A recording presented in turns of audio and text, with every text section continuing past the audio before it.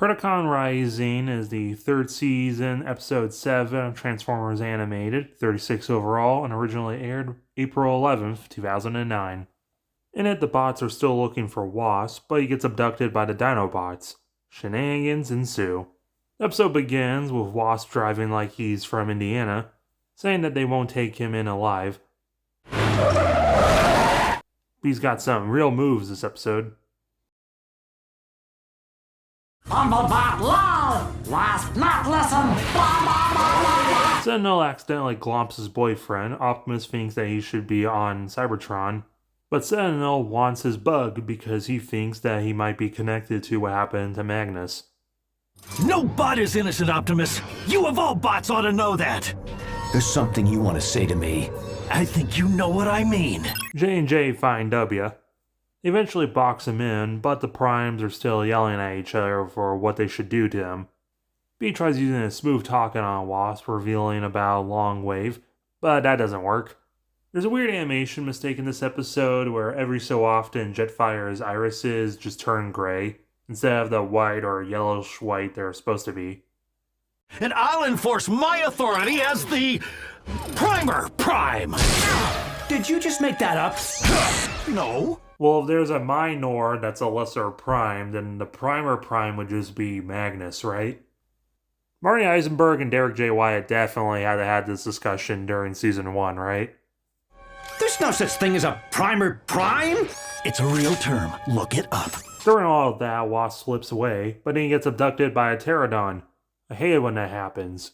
Sentinel doesn't know about the Dinobot, so he gets Jetfire and Storm to combine in vehicle mode into literally an X-Wing from Star Wars, then use a TIE Fighter sound effect to deploy a magnet, to fly Sentinel to Dinobot Island by his head like a cartoon character.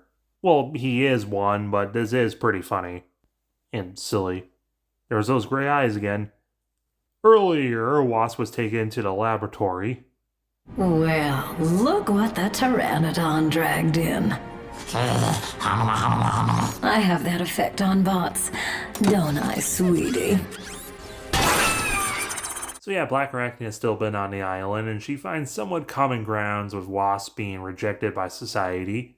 And look, she just straight up built the teleporters from David Cronenberg's The Fly. There's also some crimes against nature over there that were probably just inherited from Meltdown, don't take any mind to that. And with nowhere else to go, and a sexy spider lady saying so, Wasp gets into the Quantum Leap Accelerator. And unlike The Fly, she's gonna purposely mutate him with a teleport.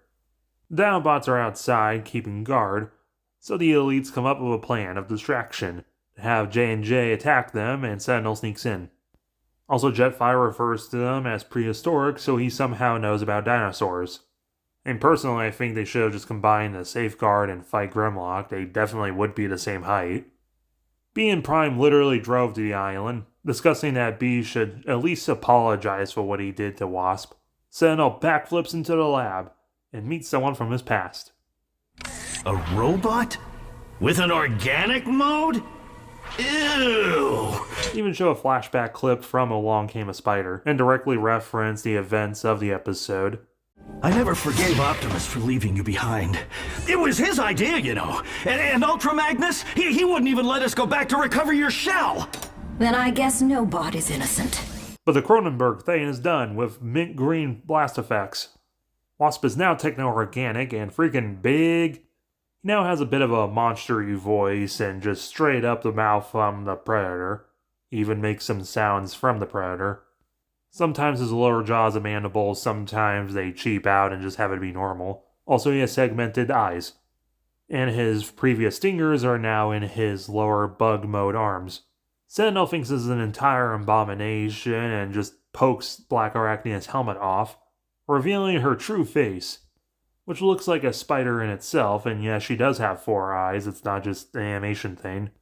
The little horn things on her cheek probably could hide under the helmet, but her ear ones look like they would definitely need a hole or something. There's no way the helmet can cover them. B finds Wasp, and Optimus finds Sentinel taken in the ass. B uses his compliment and apologizes. Hey, speaking of friends, I wanted to say I'm sorry. You know, for everything I did and didn't do. Wasp, forgive Bumblebee. Well, how nice of them to bury the hatchet, and they can move forward and be friends again. But Waspinator never forgive! Well, it was a start. Also, Waspinator starts having problems. Sentinel's pissed being the last one to know anything, and it turns out Black Arachnia purposely mutated Wasp because she needed a guinea pig to experiment on something rather than just herself. Wasp sees this, and he's not happy, but he's also about to explode because his mutation was unstable. So, run away! Wasp rotates Black Arachnia, but he's about to blow. So Black Arachnia uses her web to create a cocoon around the two, and they detonate, taking out half the island. SP says he's glad they're gone, but you can clearly tell that he's not happy and he's pretty remorseful of what happened to Alita. There's those gray eyes again. There they are again. J and J like their Earth, but it's about time they bounce. The Primes have a moment to apologize for Alita, and it's way too late, but they leave on at least a little bit of better terms. But right now, Cybertron needs a leader. And for better or worse, that leader is you. Got that right, buddy. Meanwhile, in the jungle, turns out Waspinator, just like in Beast Wars, can be just blown up and he's fine, even in pieces. Black Arachnia's upper leg things hanging off her shoulders are also broken, but it's not as obvious. And then she just straight up meets the Maximals.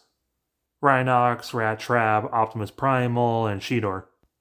Around the same time as animated, there was the anniversary of Beast Wars, and they reissued the 90s figures with DVDs of the episodes. So I saw a few episodes of Beast Wars, and I thought Black Arachnia and Wasp were the same Black Arachnia and Wasp in animated. Derek and the writers just intended this to be an Easter egg and not really think out where they are. Especially given that Black Arachnia and Wasp were supposed to be the main antagonists next season, and even had another episode planned for this. But that never happened, and this is their last appearance, sadly. This episode is great. Prime's bickering is always hilarious, but also they get plenty of time to actually flesh out and deal with the outcome of Alita, giving us Sentinel's perspective on stuff, making it the perfect sequel to Along Came a Spider. And with Black Arachnia, she's still experimenting, working with the Dinobots, and a conclusion to the Wasp storyline. This is an episode of just tons of continuity. Probably thanks to 2 script editors from Beast Wars were involved with the episode. I really should get back to reviewing episodes of Beast Wars. Black Arachnia is just as sexy and manipulative as always. Sadly, being her last appearance, I think it goes out on a good note. Still wanting to save Optimus. Wasp refusing apologies and negotiation and becoming the monster that society's forced him to be.